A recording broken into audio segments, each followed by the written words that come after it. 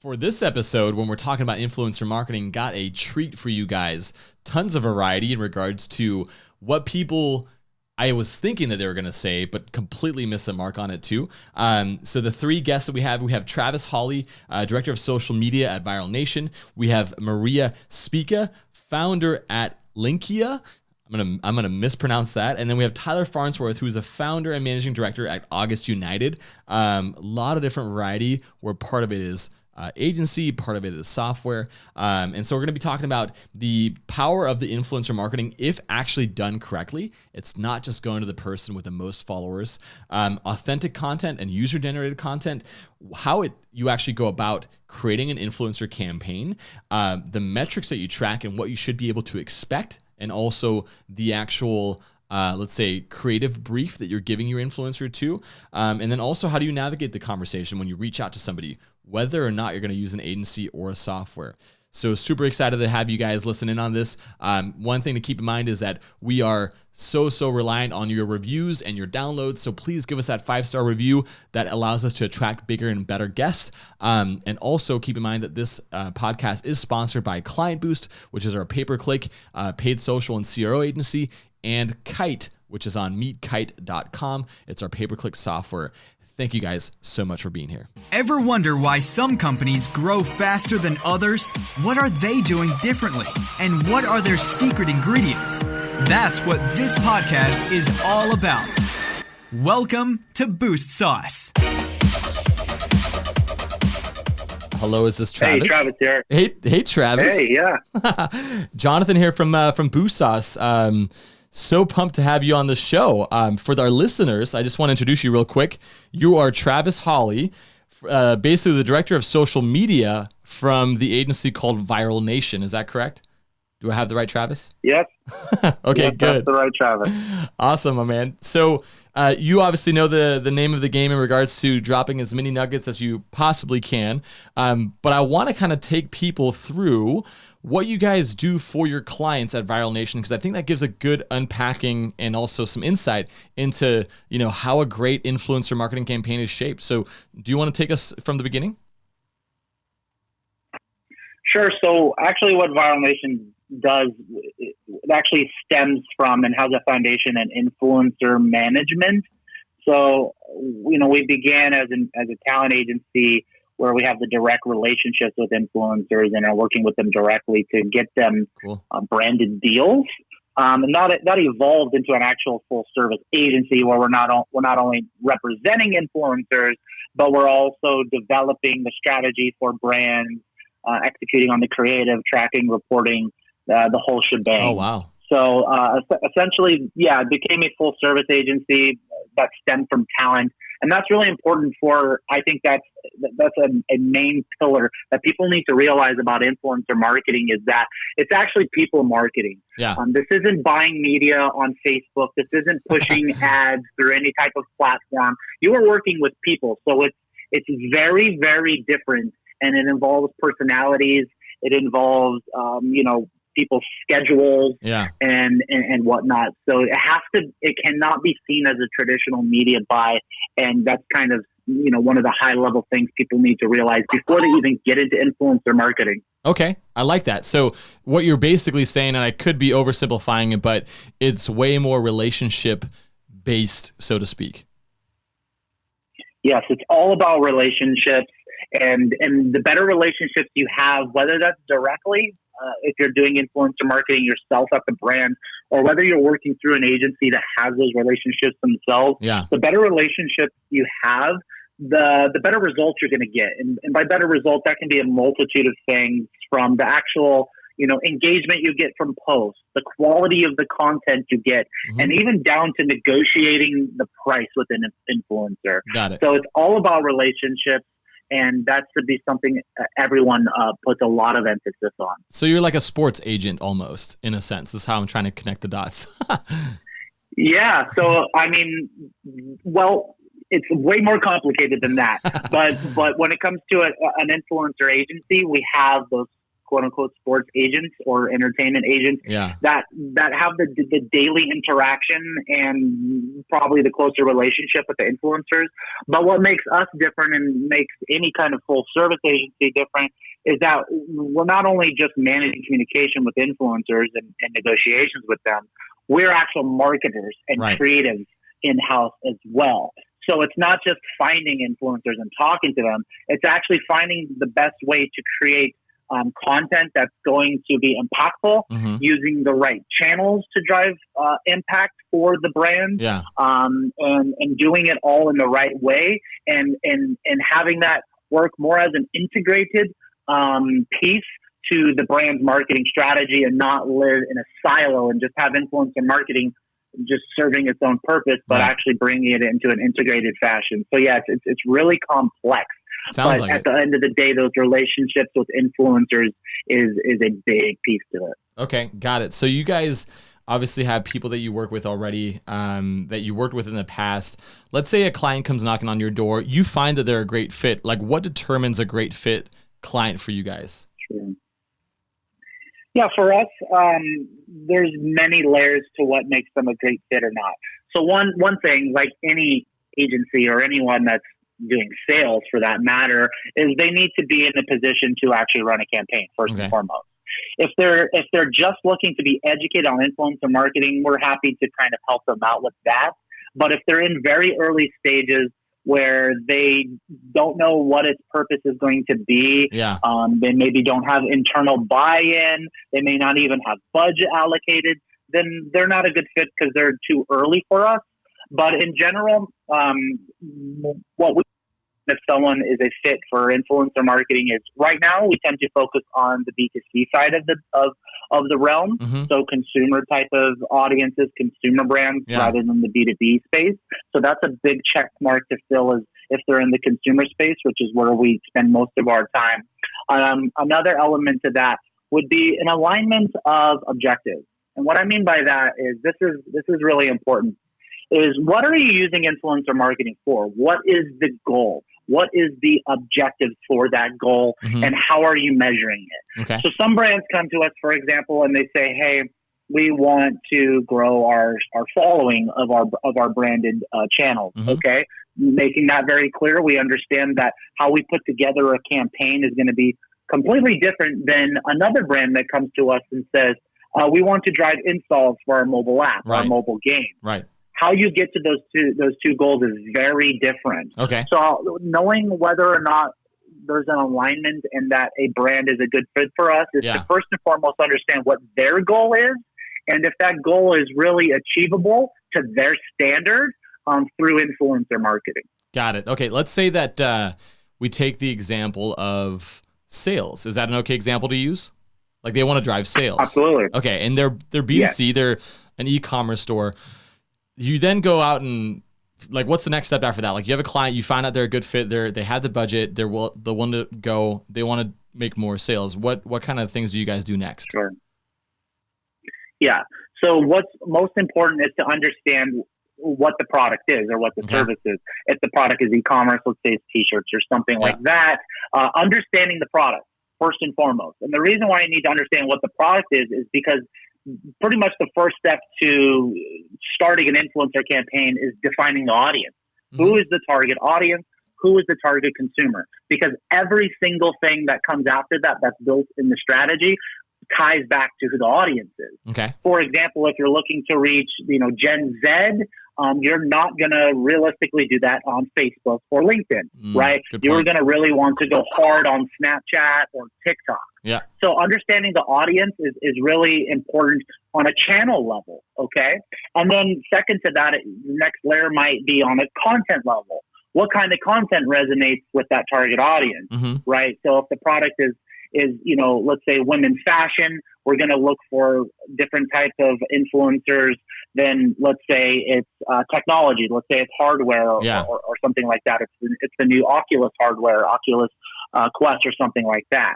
So that's why it's important to understand the audience, because what happens is when we start building an influencer candidacy list, some potential influencers for your campaign, what is paramount is to overlap the brand's target audience with the influencer's target audience. Right. And honestly, that's something we need to be doing as marketers no matter what, because you can push the right product at the right time with the right message to the wrong audience. Right. And then it falls flat on its face. Yep. So the audience is just an incredible piece.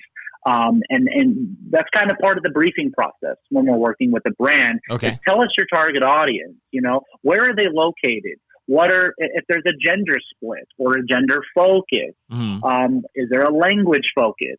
Is there a vertical focus in terms of, we're looking for influencers with gaming audiences or fashion audiences, people interested in X type of industry, things of that nature. And then, like I said, there's the locations and events, and there's a lot of other kind of elements that go into that. And we tend to just layer those as three things, what we say is demographics, geographics, and psychographics. Okay. So those three buckets of audience insights are really important to understand from the brand target audience and overlapping that with the influencers. Okay, that makes sense. And a lot of these similarities are, interestingly, across marketing, especially for our world, which is, paid advertising, things like that too.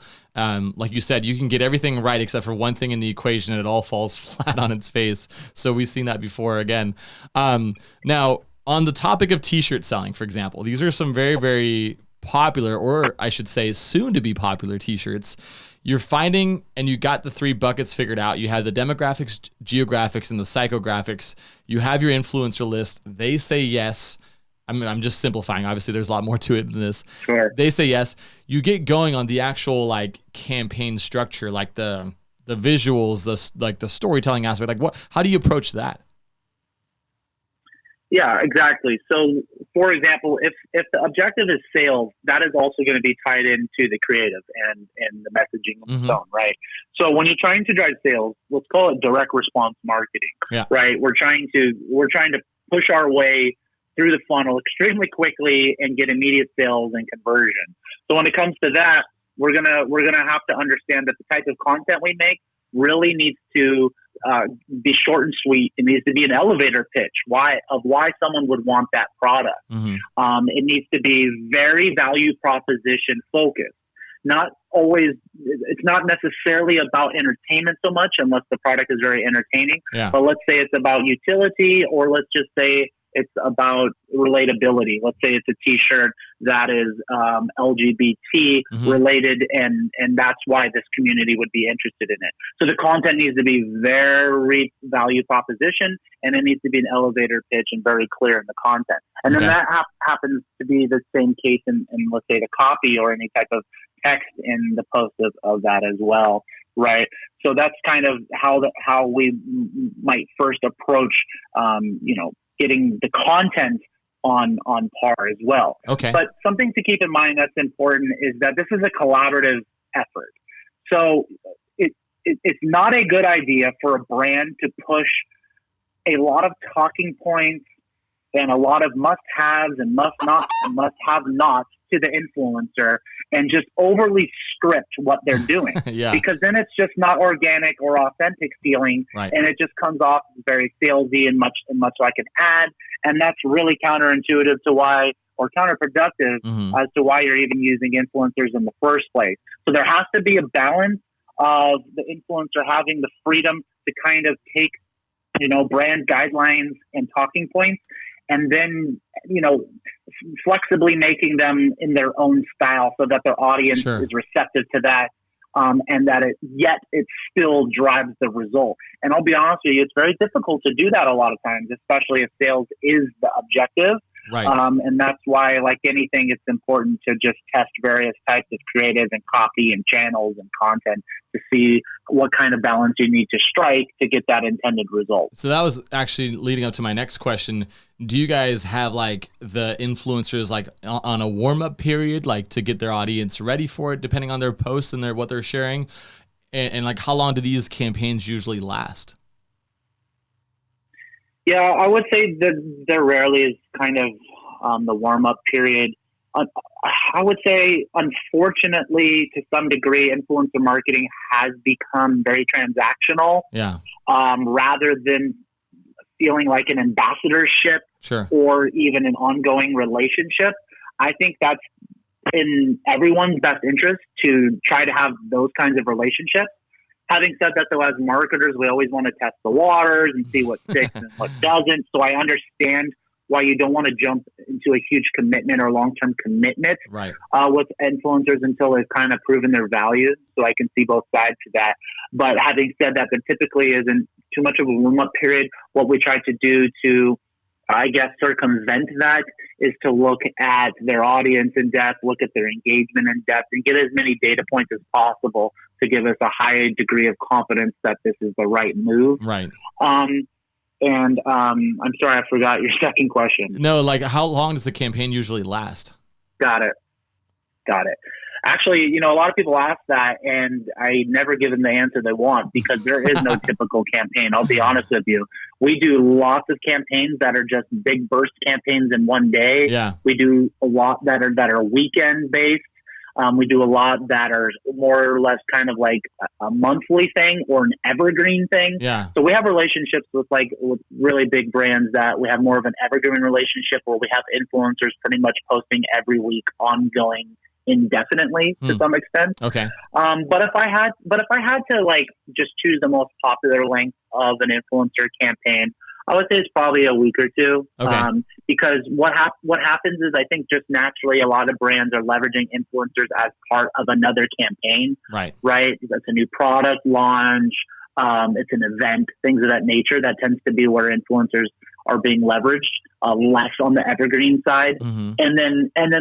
And then other than, let's say, like Black Friday, Cyber Monday, there isn't too many like one day big bursts either. Right. But we do occasionally have that for some other holidays too. Like we've done some Christmas campaigns, of course, and Thanksgiving and Valentine's Day. Valentine's Day, we actually do a lot of big campaigns that are sort of one day.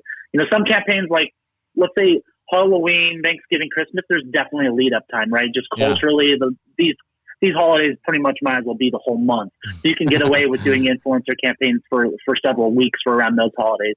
But something like Valentine's Day, it's really just a big, massive push on one day. So like with, like you said, some campaigns can be a week or two. Within the span of that, like how many posts per influencer would you usually see on average? Would you think? Yeah. Again, a little bit difficult to answer because influencer I'm asking marketing the hard is question. so Sorry. case by case. Yeah. Yeah. Well, honestly, that's the great thing about it is it's so flexible because it depends on what kind of budget you have first and foremost, Mm-hmm. but second, whether or not you're using like a few large heavy hitter influencers, whether you want to call them macro influencers or whatever terminology you want to use, or whether you're using a lot of micro influencers. I would say, on average, depending on the channel, an influencer probably posts just 1 to 2 times. Okay. Anything above that would seem like too pushy, right? That's what I would at least think from the outside. Not necessarily. Like I said, it sort of depends on a lot of factors. I'll give you an example. Like a YouTube video is long form video, and it also tends to be one of the most expensive type of buys with influencers because of that reason. Okay. So oftentimes it'll just be one YouTube video for an individual influencer. Yeah. But you may have multiple influencers doing one YouTube video. But when it comes to some of these kind of bite-sized micro content, like an Instagram story, we might actually have them do what we call 3 frames. And each Instagram story can be like up to 15 seconds in length if it's a video. We might have them do 3 what we call frames or slides of that. So it'll be 45 seconds of 3 different slides in a row. But then they might do that 3 days in a row, right? So that's a little bit of a different approach. So it kind of depends on the channel, the medium, the budget. It's the influencer themselves, really because they have a say in it too. I would imagine, right? Absolutely, because they tend to know what they think the audience will be most receptive to without saturating them or fatiguing them. That's also something you don't want to do. Is like you said, sort of come off too salesy, too pushy, or inauthentic by just pushing really hard. So yeah, it's a delicate kind of balance, and I think it's just something that you have to learn over time for your product, your brand, and the influencers you work with, what kind of cadence and volume you should push to get the best results for the budget. Okay, cool. Now, let's say that we figure that out. We figure out the type of content. We want direct sales. I'd imagine there's some level of like tracking and reporting. Like how do you guys like measure that back to the client? Like what do you give them? Yeah, absolutely.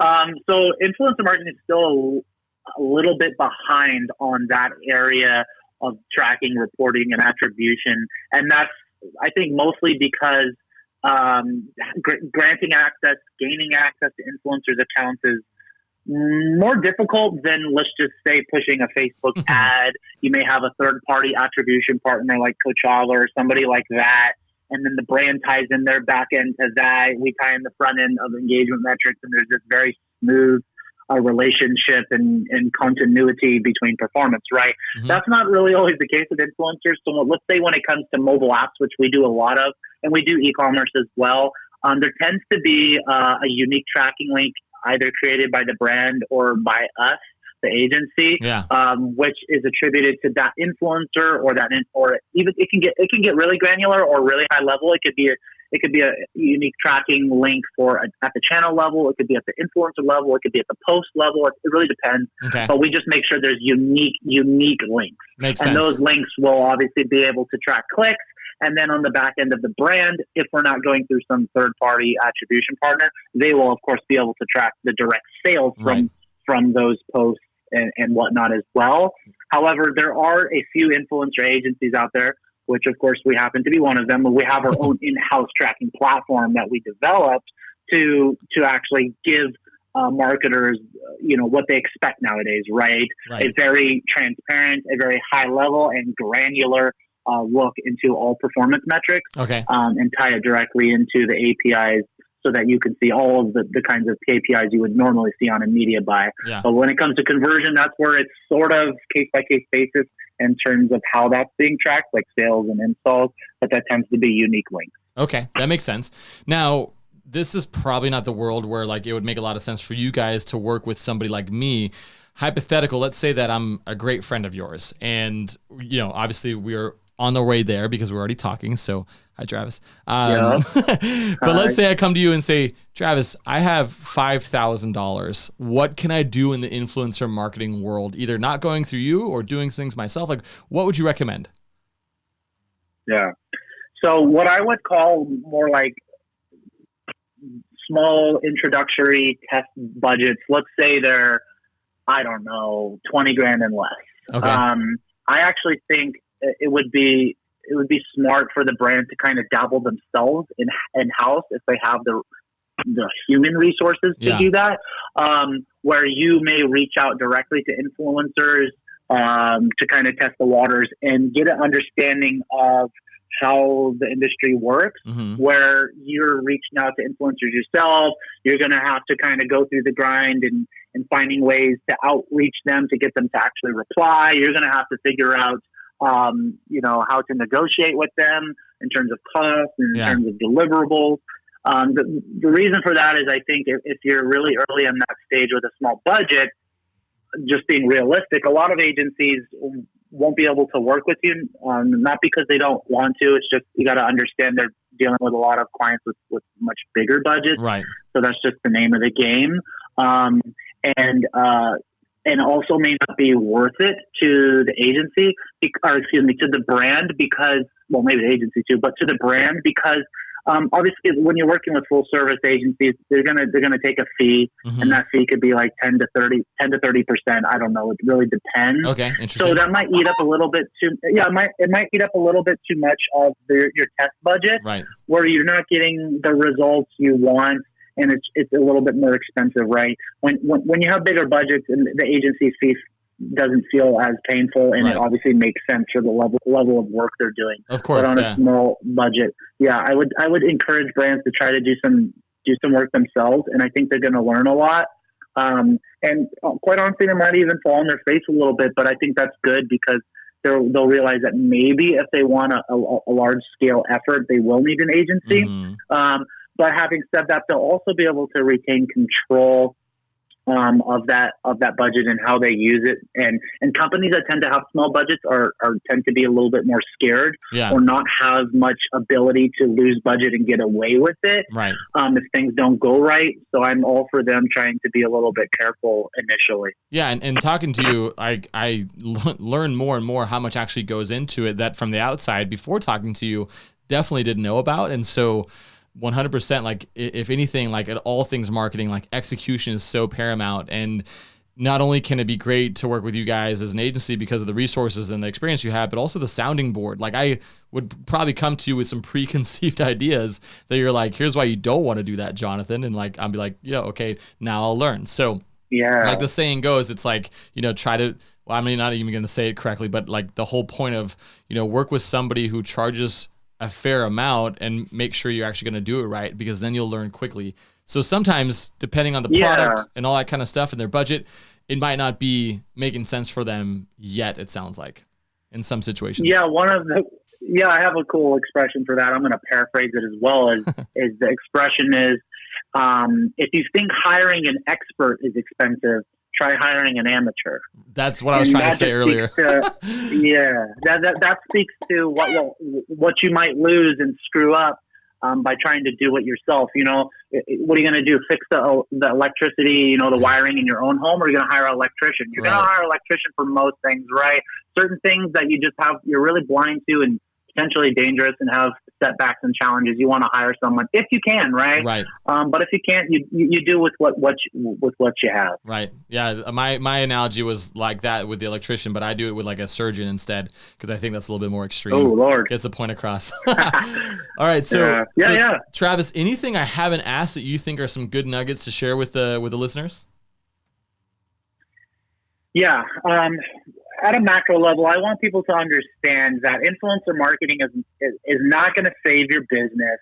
It's probably not going to drive the greatest impact in your business unless you're investing a lot of money into it. Okay, what people should understand is, like, to some extent, influencer marketing is a subset of social media marketing, which is a subset of digital marketing, which is a subset of your overall marketing.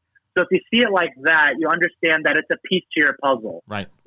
And that doesn't mean you can't invest heavily in it, but don't be distracted by the hype that it's this new shiny object and it's the best thing ever. Honestly, you can drive a lot of impact from it, and you can make a lot of difference from it, and it's very valuable. That's why I'm doing it for a living. However, I think it's just safe for people to have more realistic expectations with it at a macro level. And get the most value out of it. One thing I don't want people to be blind to is just thinking that it's just people are just pushing your product and it's just another way to just sell things. There's a lot of ways to use influencers. It's not just to make these posts on social media. There's ways to use them to bring them into events, right? Experiential purposes. They're a lot of influencers are very entertaining and great personalities. Bring them into your experiential marketing. Bring them into your events. Another thing is there's a lot of quote unquote influencers that are really just content creators. Maybe they're really good at Photoshop. They're really good at Adobe Premiere. They do illustrations. They're artists. There's a million different things, and they're more categorized as just content creators. They're maybe not influential. They could have a lot of followers and people enjoy their content, but their personality is removed from their content, and it's more about the content that has nothing to do with them. So you can use those quote unquote influencers, and instead of getting them to post on your behalf, just leverage them as a content source. And they can make really badass content for you, and then you can buy or license that content from them and then use it in your own channels on your paid side or your own side. So there's many different ways to work with influencers, and don't get too fixated on just the probably most popular way. Really, you need to figure out what the best way is for your organization to use influencers. So what you're basically saying is that not everybody should go to Kim Kardashian right away. Please don't, and she won't like you anyway. She's busy she's busy pushing jail reform, which is actually a really good thing. It is. She should stop pushing products, and she should do jail reform. That's all. True, I agree. But yeah, exactly. That's a great point too. Don't just go to the celebrity level or even the celebrity level of influencers. Yeah. They can be effective. Don't get me wrong. But just kind of be mature about it and be thoughtful about how you approach influencer marketing. For sure. And everything you laid out, mentioning of the steps to figure that out too. Super, super helpful. Travis, thank you so much for your time. Very excited for when this goes live, and we'll let you know. All right, brother. I appreciate the opportunity, and thank you very much. Of course. Talk to you soon. All right, man. All right, bye. Hello. Well, good day, should I say? Hey, Maria. How are you? I'm awesome. How are you? I'm so thrilled to have you on this show. Very, very excited as well. I actually didn't know your background until I heard your accent for the first time, so even more impressed. So we have a little bit more variety on the show. We do, all the way from down under. Yep. So you and I have been talking about influencer marketing. You're, of course, the expert on this, and you have founded Linqia. It's one of the leading companies around this. Now, one thing you mentioned that I think is really important to our listeners is how you pioneered this back in the early 2000s. So can you tell us a little bit about that? Yeah, well, the journey actually starts, I think everyone appreciates this. We're all at that stage in our life where we don't know what it is that we want to do. And I was like 17. My boyfriend's like, you need to go figure out what you want to do with your life. I went to an Anthony Robbins seminar. I walked across hot coals. And I'm like, I want to be financially independent. And the reason being is I want to do what I want, with who I want, when I want. And that sort of just, catapulted me on this incredible path. I was studying communications at university and basically was working for a senator doing all of his marketing communications with his constituents. And before long, I finished my studies. I get tapped on the shoulder by the Westfield founders and family. And this was sort of like in the 90s. So the digital revolution started to happen. And they're like, you seem to know what you're doing. Do you want to come in and work on a project? And I'm like, sure. It was a really lucrative contract. And, within a few days, I'm like, I really don't know what I'm doing here. I need to go and hire somebody because I don't want to lose this. And to cut a long story short, ended up building an agency in Australia, worked with about 100 customers from rabbis to multinational, photocopying companies.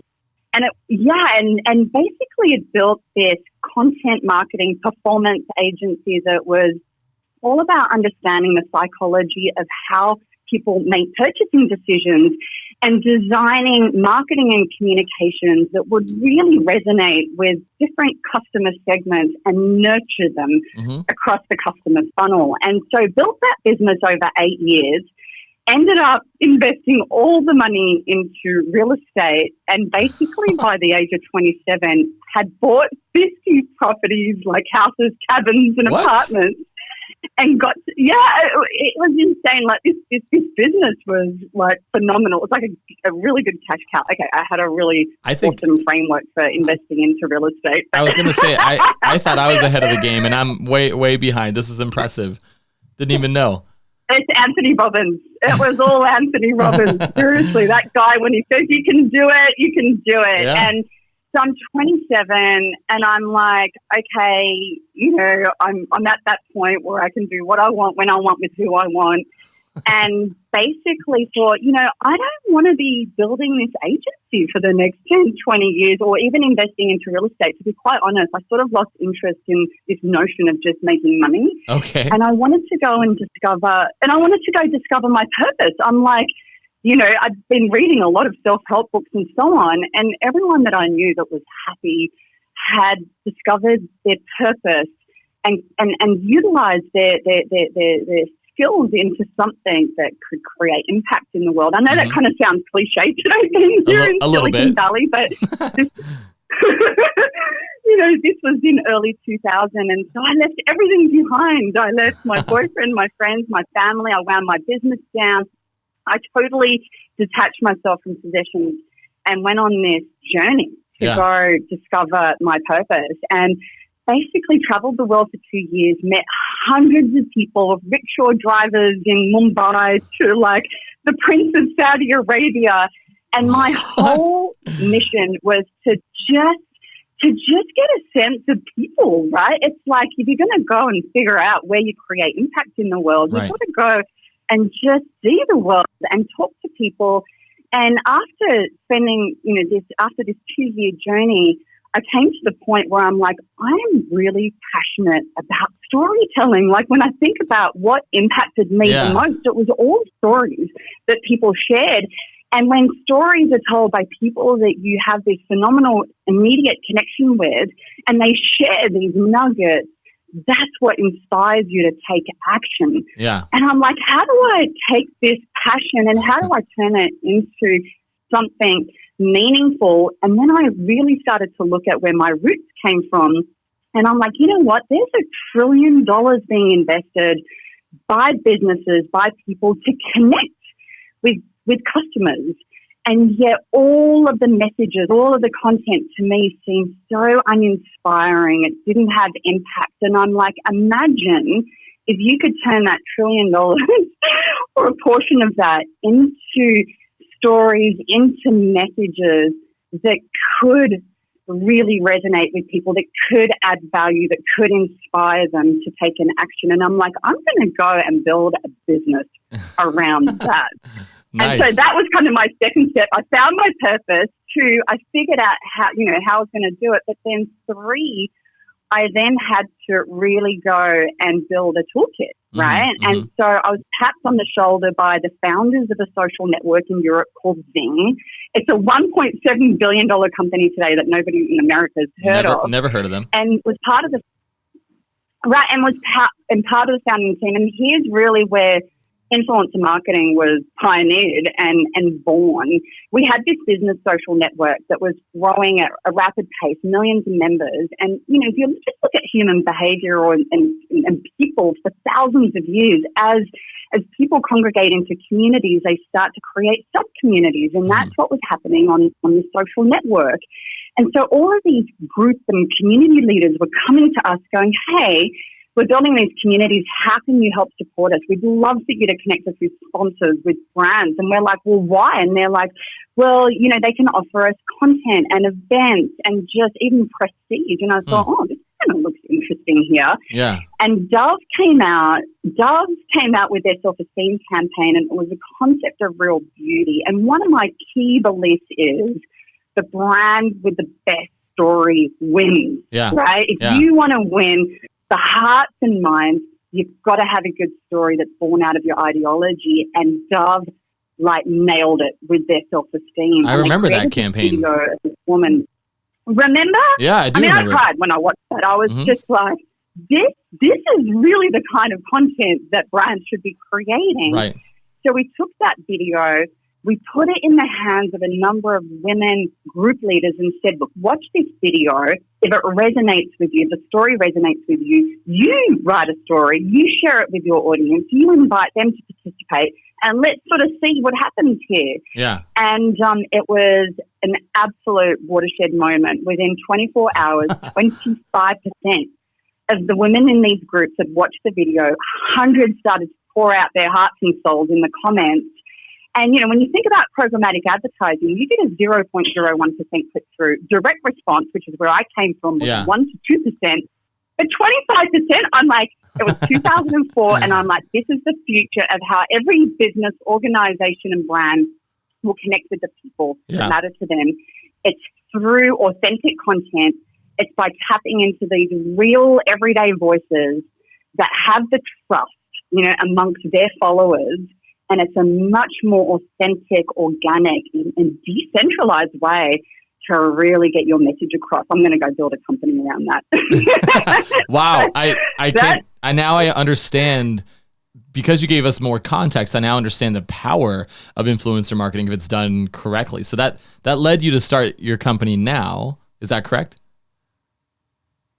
Yeah, so I brought a co-founder on board, somebody that actually knew how to build a multi-$100 million Silicon Valley companies. That's not easy, especially as a foreigner coming to the United States and Silicon Valley. By the way, I was 7 months pregnant when I came out here, so you can imagine doing the roadshow amongst VCs and trying to bring a co-founder on board.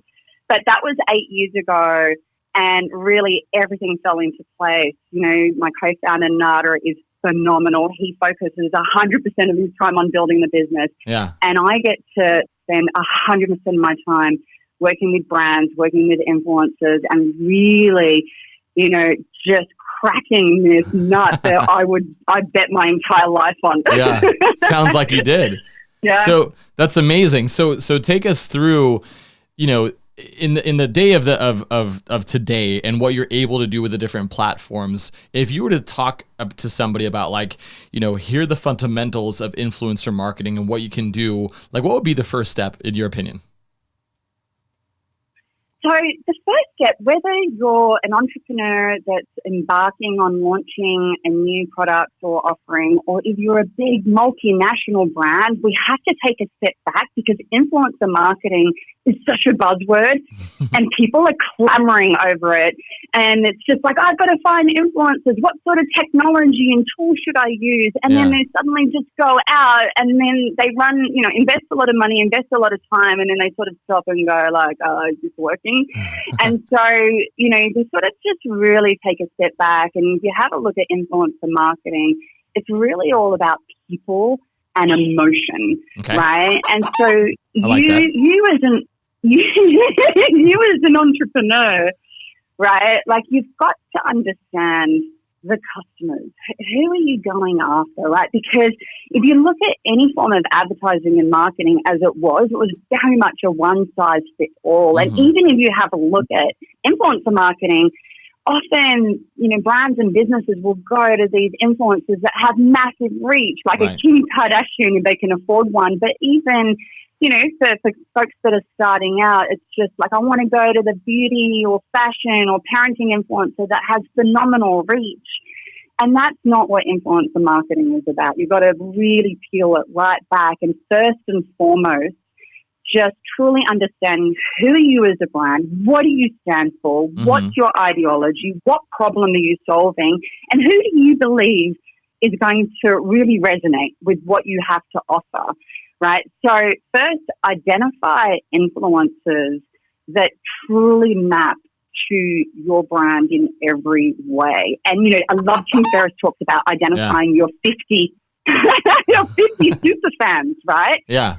Then I wouldn't suggest that you go and identify 50 influencers, but go and identify 5 and build a relationship with them. So forget about the technology and tools for the time being. Go find the 5 influencers that truly resonate with your brand. It might be simply going to Instagram or Google search and just, you know, looking for hashtags or keywords that are really closely aligned with your product or service. And so then build a relationship. Let me ask real quick. Sorry. So obviously they should have some level of reach, right? But what you're saying is don't go straight for the kingpin like the Kim Kardashian that has, because within all her followers, there's obviously a lot of subsets of people and audiences that could resonate with you, but blasting that message to everybody doesn't make a lot of sense to begin with. Or in general, it sounds like. You know, it's like a fire hose, right? But you know, the true power of influencers is understanding influence. Yeah,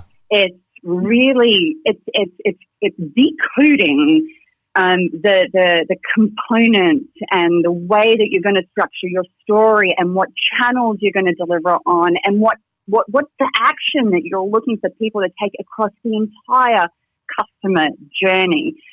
So first and foremost, say you identify your 5 influencers, you get to know them, you interview them, ask them questions, get them on a phone, you know, see if they're passionate about the solution that you're bringing to market. And then start to really work closely with them around the storytelling. This is not about product review. It's not like, oh, here's my product and the influencer with the headshot, you know, selfie. And then that's, you know, what you're really looking for is how is your story going to be told by these influencers across the customer journey, and again, looking at the different customer segments that you want to touch, right? Like that's the first step. It's really about just ideating and researching and seeing what are those early signs. So what you're looking for from an influencer is not necessarily their reach, but you want a healthy level of engagement. For sure. 2% is a good starting point, right? Follower count to engagement. You want to look at influencers that have a high level of comments. Instagram is a great channel to just get comments. So have the influencer actually pose a question to their audience. Otherwise, a lot of the comments are going to be like, oh, I love your dress, or like, what beach are you at? Like, that's all very well and good, but like utilize the influencer to ask the audience a question so you can get those insights. So once these 5 influencers start creating content and stories, you want a combination, because right now you're just experimenting to go, what channels? It could be a combination of Pinterest and blog and Instagram and even Twitter, right? And so from that point, you will start to surface the themes that the influencers are likely to talk about, because if you're going to engage an influencer, often brands will look at these influencers as one-trick monkeys. It's just like, yeah, great, you're awesome, and off they go. The feedback that you often hear from influencers is like, I put my heart and soul into this brand and I never heard from them again. Right? So you want to build a relationship with these influencers and enable them to unfold the narrative over time. Okay. And so you're going to start getting a sense of different themes. You're looking at the audience comments to see what resonates most with them. You're looking now at measurement, saying, okay, across the customer journey, if you're looking for awareness, you want to look at impressions, you want to look at engagement, you want to look at shares, comments, likes, right? That's more upper funnel metrics. That will give you a really good gauge. The second stage of the customer journey is consideration. So you're still looking at engagement, but now you're looking at click-through. Now you want to drive them to your website, and you don't want to drive them straight to a product page. It's kind of like meeting someone and saying, right, let's go get married, right? Like you want to be able to really drive that connection. We're so aggressive as marketers, but I hear you. Well, we're just like, some of the marketers are so desperate. They have no patience, and then they never achieve anything. It's like a magnifying glass, focus it in one spot and burn the hole and move on to the next one, right? Yeah. And so, you're looking at engagement metrics, but more importantly, now you're looking at click-through. And you want to drive them to a site to your site, but now you want to offer an experience. Get them to watch a video, teach them something, create an institute. Content marketing, go and learn everything you can about content marketing. It is mission critical, because you're now going to start developing a content marketing strategy, because from there you can start to, the more time a prospect or a customer spends with your content, the deeper the connection that you drive with them, as opposed to saying, here's a coupon, go buy. That's commoditized. You don't want that to be the first experience, right? And then bottom of the funnel, obviously, is purchase, right? But you need to develop a plan where everything works together, and now it's a funnel, right? You're just optimizing it. That's super cool. I mean, it's so interesting how many things in regards to marketing, the principles come again. Same thing we see with our own like landing page optimization. It's not go for the jugular, warm them up, court them, don't be so aggressive.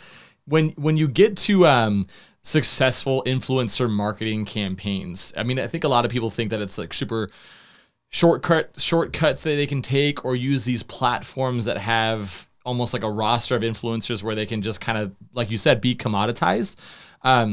From the relationship building aspect, when you're actually running things, can you walk us through like what to expect? Someone like the things that are going to be really, really cool, but also things that could be like really, really tough to do in regards to, let's say, the execution of the marketing by the influencer.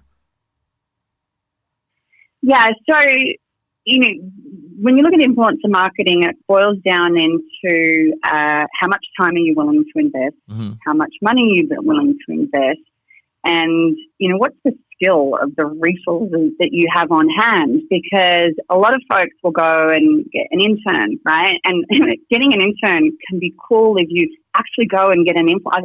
So many brands have, contracted a social media intern or manager to come in that is an influencer themselves within the segment that they're looking to reach. Okay. And so, that's just like one approach that a lot of younger brands will take. Yeah. So, looking at the level of skill and resource, because measurement is the be all to end all here. Yeah. And you really got to set your measurement in place from the very beginning so you can manage your learning and your optimizations and where influencer marketing fits within your overall business plan or marketing plan. So, so from that stage, phase one is that testing and learning, and there are free tools that are out there that you can just start with, because once you get into more robust tools or even platforms that have a managed service, you could be paying hundreds of dollars a month to thousands of dollars a month. To many managed solutions will have minimum budgets of $50,000 per program, and some might even very more well-established ones have like $100,000 per program. So it runs the entire gamut. Before you actually go and contract any of these, services, you really want to figure out some of the basics, first. Makes sense. So that's kind of like one approach, So, we have a look at just like the nuts and bolts, and you have a look at, okay, how much time do you have? How much budget do you have? Then you've got to be able to really allocate some funds to working with these influencers, respecting and putting a value on their time and their commitment, negotiating those rates with them, and being really clear on what it is that you want them to do, right? I mentioned earlier the brand with the best story wins. The program or an execution is only as good as the brief, right? We see a lot of programs fall short just generally in this industry where the influencers haven't been briefed, correctly. And in order to brief an influencer correctly, you want to have an envision of what it is that you're looking for, right? Yeah. And so, you're really looking at influencers in two buckets. One is to generate word of mouth, to get those, engagements and those impressions, and get the wheel moving. But the second most important bucket, especially for a younger business, even for very well-established businesses, is the biggest trend that's happening in influencer marketing is utilizing influencers as a means to create highly nuanced content. Okay. So you're looking at a library of images and videos and blog posts and social posts. And so what gets you to base camp is just activating an initial program, assuming that you've really briefed the influencer well and they've created the type of story and the content that you're looking for. But that gets you to base camp. Right. The scope that you have to utilize the influencer content is tremendous, because now as a young business you can tap into this treasure chest of content and start plugging it into your own social channels, into your website, into your email newsletters, right? Content marketing. Yeah. You could create a report. A guide. Your institute that you're looking to launch can be fueled by influencer content. But where the rocket fuel comes in is any business is going to have some form of performance marketing, customer acquisition retention, whether it be online or offline. And what's most expensive and the biggest piece of your marketing dollars, advertising dollars, is going to go into paid media. The cost to reach your customer today is significantly more than it was a few years ago, 5 years ago, right? Totally. And so yeah, like whether you're investing into search or social ads, programmatic display, native advertising, you want those dollars to work for you. So build into your influencer marketing plan a means to utilize the influencer content, and then through data, through measurement, you can prove that this content is actually driving results, driving conversion across the funnel. Yeah. That was a different cluck. So you're basically saying, like, with the content that they're producing for you in partnership, you can then take that and use it for your advertising efforts, put some actual dollars behind it, and see how it performs by itself too, in that sense. Absolutely. And some of the world's biggest brands are going to influencers to produce 100% of their content today. Even a host of like emerging brands. Yeah. They are foregoing having a majority, if not all, of their assets created in a traditional creative agency route. Yeah. Yeah. So brands will use, and I just want to be clear here, brands will utilize their creative agency to develop the story, to develop the hero assets, to develop what I call the Disneyland experience, the website, right? Like you've got to be able to channel. And often the brief will come from a combination of the creative agency and the PR agency, right? Like the brand with the best story wins. And right. so you really want to have a phenomenal creative agency that can establish that foundation for you. But the cost and the time for a creative agency to produce the assets that you're going to be using for all of your paid media channels in 9 out of 10 cases is ineffective. We've actually shown that through qualified influencer assets, the images, the pairings of the call to actions and the social channels will outperform the brand created or agency created assets by 300 to 400%.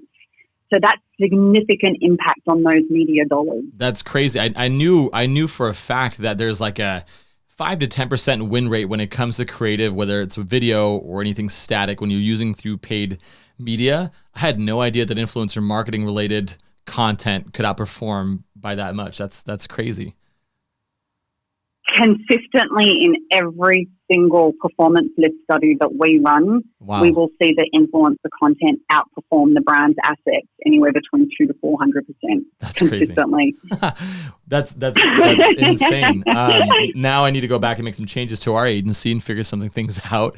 When it comes to the type of products, I mean, I know we're close to wrapping up here too, but is there anything that you've seen where like, hey, this does not make sense from an influencer marketing perspective, whether it's a service or a product? What's the sweet spot in regards to the type of things that you can offer through influencer marketing that work the best, and which ones work the worst that you've seen?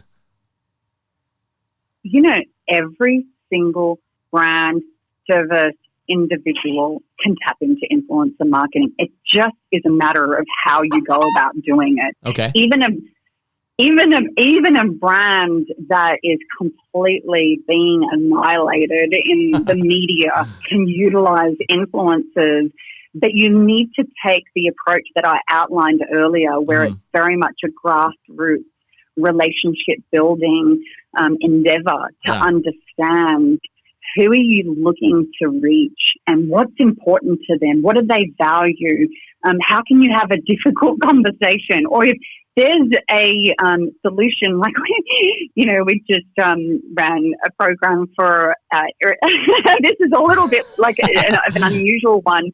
And we do everything from ranch dressings to irritable bowel syndrome to, nice. Testing kits for all sorts of things. And of course, toilet paper, cookies and milk. So it's the whole gamut. Basically everything I have on my desk right now. Anything and everything, but you take a topic like I know this sounds odd, but like irritable bowel syndrome, we learn a lot out of that. Yeah. Then it's just like, well, you know what? Like if you're a 19-year-old and you're at college and you want to go on a date and you're bloating and you're grumbling, that's a huge issue. Yeah. So embarrassing. How are you going to talk about that as a brand? You're not going to just go to that 19-year-old and say, here's our product, lead you to a product page. Let's create stories and content that truly emotionally connect, with those audiences. And so, in short, I'd love to say that there's another answer, but influencer marketing works for every single use case. I believe it. No, that's amazing. Maria, we're going to have you on a follow-up episode because I feel like there's so many things that we can talk about more, but I am very, very thankful for the fundamentals from a setting yourself up in a strong manner to then being able to execute. I know there's a lot of varying things when it comes to the creative, the storytelling, and that's probably a whole nother episode that we can have on that. But thank you so much for your time, and we're definitely going to be back. Thank you. It's been super fun. Awesome. We'll talk soon. Thanks, Maria. Thank you. Bye. Hello. Hey, Tyler, it's Johnathan over at Boosauce. Hey, Johnathan, how are you? I'm doing pretty great, man. I'm excited to chat with you about something that I know nothing about, which is influencer marketing, and you have a whole agency dedicated towards it. I'll give yourself some more credit, Johnathan. I bet you know a couple of things about it. Maybe all over the place the last few years. But and I would imagine, I mean, at its core, you are an influencer yourself, my man. I appreciate that. Dig in. I'm excited. Well, look at that. Look, I need to give myself some chicken love. So Tyler, I want to intro you real quick to the listeners. So you're Tyler Farnsworth. You are the founder and managing director at August United. You guys are in Gilbert, Arizona. Is that correct? Or Tempe, Arizona? Which one is it? Based in Tempe, Arizona. So right in the heart of Phoenix. Got it. Cool. Never been there. One day I know I will. But yeah, for our listeners' sake, influencer marketing can be like super overwhelming, but it can also be pretty straightforward. It depends on how you look at it. So when you guys bring on clients or people reach out to you, like, how do you navigate the conversation of like where a person should start when it comes to influencer marketing? Yeah, no, I appreciate the question. So we typically start like we would with nearly any type of marketing program, and a good understanding of what the problem is, right? What we're trying to solve, the marketing problem, I should say. Mm-hmm. So who are we trying to get in front of? What does that audience look like? What do they care about? Where are they spending time? And that's where we start. And so we don't assume that influencer marketing is the solution necessarily, but we've found that over the last several years of helping a lot of organizations, influencer marketing is a great part of the well-rounded marketing mix. Okay. So that's where we start. Awesome. And then if you guys were to say like, hey, anybody knocking on our door that wants to work with us, what do you guys consider a slam dunk of a client? Like if you can get unlimited amounts of these, you would literally go on the New York Stock Exchange tomorrow and be a public company. Yeah, it's a challenger brand, meaning a brand that's not necessarily the top of their industry, but they have an incredible product. They have a desire to be a bit different, to think a little bit outside the box. Mm-hmm. They have a desire to invest in programs that are unique. And really, it's got to be. I can't stress enough. It's got to be like the product has to be good. Okay, right there. You can't just add juice to, or marketing juice to something that's terrible. Yeah. Or else you're going to, you're going to do some detriment there. Isn't that the case with everything? Like not just influencer, but like every marketing. Like the product usually is going to make it a lot easier for you as a marketer, or a lot harder depending on how good it is. It is, but I want to make a point to the listeners here that influencer marketing is a bit unique in the case that in most marketing channels, if inventory exists, you can run it. You can run a terrible ad, right? No one's going to respond to it, or very few people. But in the world of influencer marketing, you're not dealing with ad inventory. You're working with people. Mm-hmm. And that's influencers are not ad units. They're people. They're really awesome people who are great creators. And if your product is terrible, a good influencer, meaning an influencer that's in it for the right reasons, is not going to work with you. Yeah. they're gonna say no. And so there's a different audience in place than what you see in traditional just running a billboard or banner ad or anything where there's just inventory. Right. Absolutely. That makes sense. Let's give a hypothetical example to make this easier for myself too. Let's say that I'm a challenger brand of really amazing underwear, but this underwear doesn't need to be washed for 2 weeks at a time. That's the only thing I can think of that would make it a challenger brand. What would be the next approach? And be like, you believe in the product, you've seen it, it doesn't smell, things like that. Like, how do you go about deciding, do you already have individual relationships with these influencers? Do you go through a platform? Like, how do you decide to scope things out from a expectation standpoint as well? Yeah, so you may have some relationships. If you've gotten to a place where you're not just a brand new company, likely you have some fans, some people who love you. We can certainly start there. You may not have fans who have a large degree of audience, but that's okay. You can start with these advocates that already love you and give them permission or give them a reason to talk about you. Some of that goes into your packaging and the way you invite people to talk. I know the Away brand suitcases has done a wonderful job of that. But let's go back to our underwear example. So if you have this great product, likely you're going to start with identifying who your core buyer is, like you would do in a lot of marketing programs. But then we get influencers involved that we know would interact with or would be close to that audience. Yeah. And so, whatever that might look like, whether that's a male or female, influencer, it's a lifestyle influencer that has an audience that is perfectly dialed in to our core buyer. Okay. And we'll approach them. And that approach in a lot of cases will start via email. But if it's a key partnership we want to have, we'll likely do a video call and talk to them a bit about what we've got going on. Okay. Now, that's one level. There are a lot of tools out there today. I'm not going to mention all the tools that exist. There's, I swear, a new one coming out every day, and that's great. There's a resource online called Influencer Marketing Hub, actually based in the UK, but they have tons of resources for all over the world. I love these guys. They're incredible people. We're partners with them as well.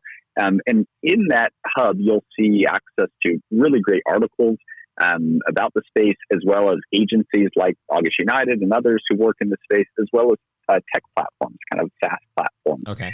So depending upon who you are and where you are in this space today, it may make sense for you to partner with a SaaS platform and do it yourself in-house. It may make sense for you to partner with an agency like August United. It may make sense for you not to do it at all. Right. But that's where I would have folks start. What do influencers, like when you reach out to them, what do they care most about? Do they immediately talk about like, well, how much are you paying me? Or like, how does this benefit my audience? Like, what do they care most about that you frequently hear as questions from them? Yeah, the ones that we like to work with are the ones that they care about telling good stories. They care about creating good content. They care about creating something that their audience will love and will engage with. The ones who we don't like working with, they do lead with it all about the money, and that's not appropriate for us. I love working with a creator. We often will use the term creator in-house versus influencer. Because that's how we see folks. Because we feel, our belief is that everybody's an influencer. Everybody influences other people, just different degrees of audience size and resonance. Sure. Yeah. But, the creators we partner with that are great fits, they're excited, right?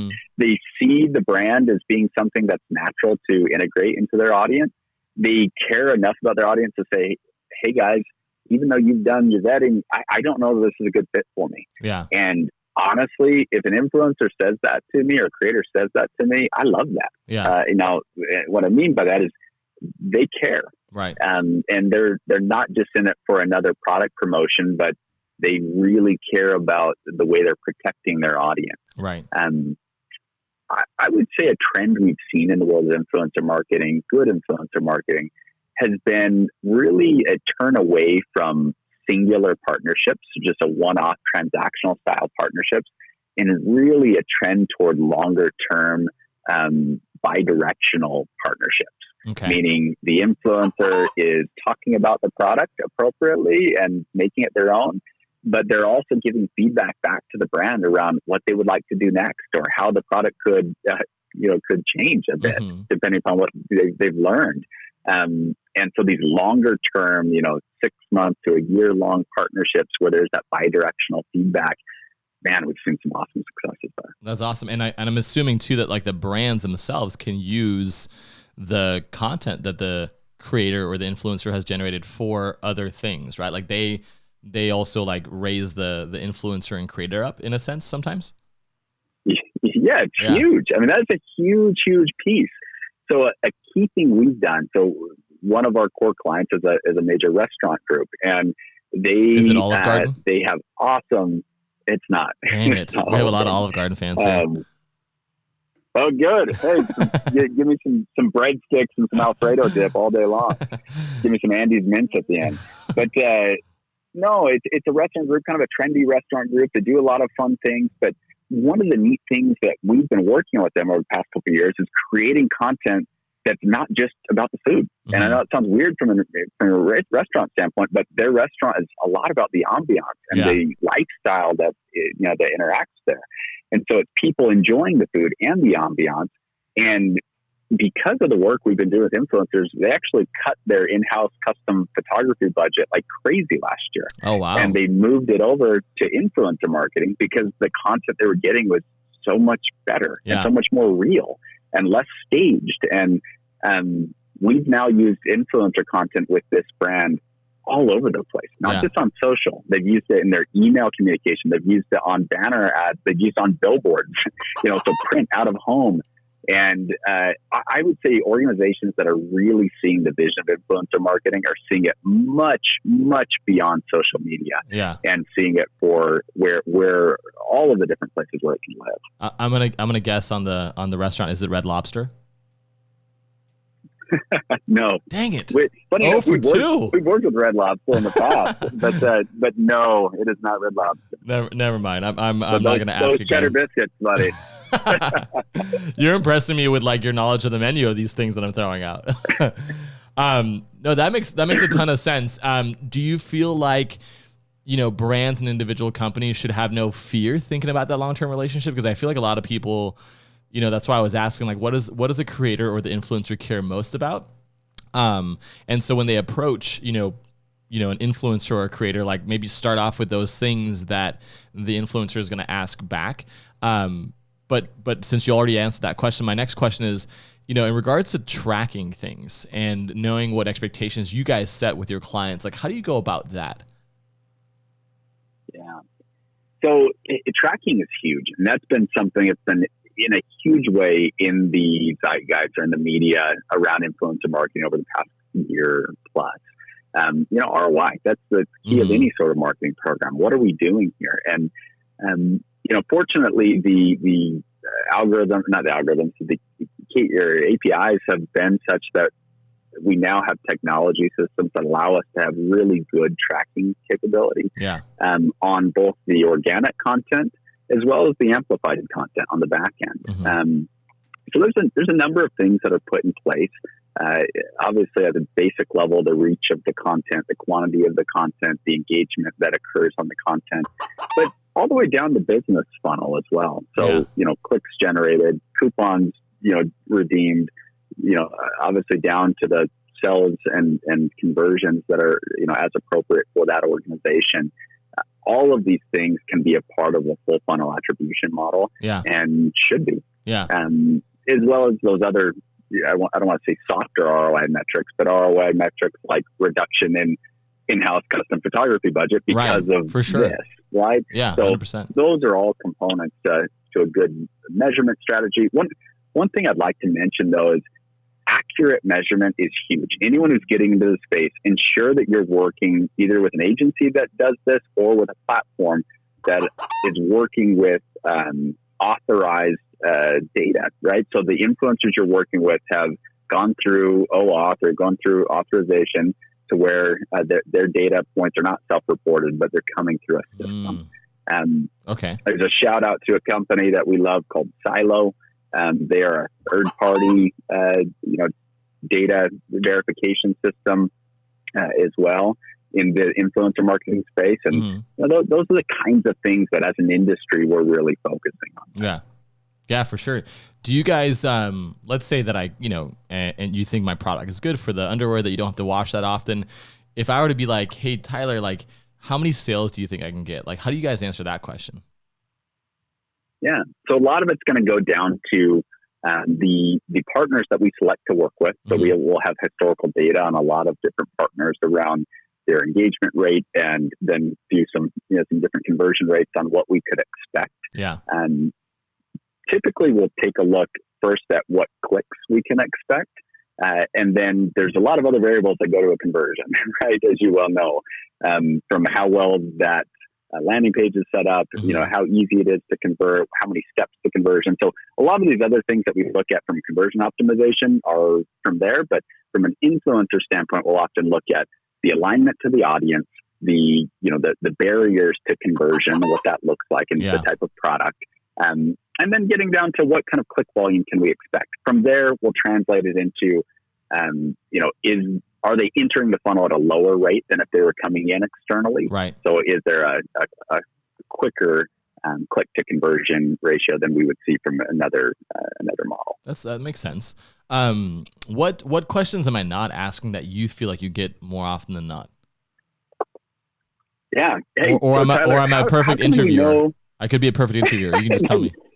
Johnathan, you're doing great, buddy. Thank you. You're doing great. I would say people often look at saying, how do we ensure that this influencer has a real audience, right? There's so much we've heard today around people buying followers or having fake followers or fake engagement. Or are they a fit for my audience? Are they going to say something that doesn't align with me? Right? Yeah. These are all very real, things that I think companies need to consider. And so the approach to that is ensuring that you have the right systems in place. There are tools that can help from really looking at follower growth and making sure that's appropriate, making sure that engagement is appropriate and not out of bounds. But then also ensuring that we create something that we call the influencer litmus test. Think about it like a filter or a screen that is a bit different depending upon every client we work with. So from a brand fit and fitness standpoint, are they brand safe? And that brand safe is very different for different clients. What type of person are they? Do they have audience that is within a certain geography that is appropriate for that client? There's all kinds of different things that go into that appropriate filter of the litmus test for that brand. Yeah. So that's one thing. The other thing I want to mention is it is very important that you use both a contract where it makes sense, as well as a creative brief. We build an influencer creative brief for every single program we run. It's not to restrict an influencer. Anybody who knows good creative briefs, it doesn't restrict. Right. Rather, it gives direction, right, and allows you to actually open up your creativity within the right bounds of what we're trying to do. Totally. So both those things are super critical to ensuring a quality program. That's awesome. Well, Tyler, I'm really appreciative of your time, man. Anything that I now know from wanting to do influencer marketing, and we even thought of like doing things that are more brand related, even though, we as an agency focus a lot on the direct response. I'm going to pick your brain in the future because I'd love to work with you on something. So really appreciate your time. Absolutely. Johnathan, love what you guys are up to. You guys are doing great work. Appreciate you having me on. Thank you, man. Talk soon. We'll see you. All right. Bye. Bye.